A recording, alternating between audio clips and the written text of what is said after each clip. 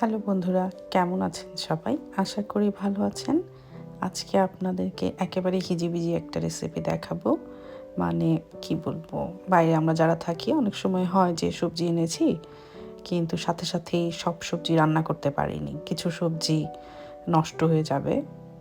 ঠিক ওই মুহূর্তে হয়তো মনে পড়ল না এটাকে ডিপ করে দিই। তো ডিপ ফ্রিজে রাখা করলা ছিল। কি করব? মনে হলো যে বাংলাদেশে অনেক সময় করলার ভর্তা করে। তো এখানে যেহেতু এটা ফ্রোজেন, আমাকেও সেরকমই কিছু করতে হবে। কিন্তু যেহেতু ফ্রেশ না, একটু ডিফারেন্ট কিছুই করতে হবে।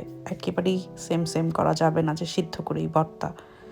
তাই আগে এটাকে সিদ্ধ করে ওটার পানিটা কিংবা তেঁতা যেটাই থাকুক ওটা একটু বের করে নিয়ে তাতে ছোট কুচি করে কেটে, আমার কাছে একটু রসুন ছিল, আমি আগেই ভেজে রেখেছিলাম কালো জিরা আর তেল দিয়ে। সেই রসুন, পেঁয়াজ, কাঁচামরিচ, লবণ দিয়ে ভেজে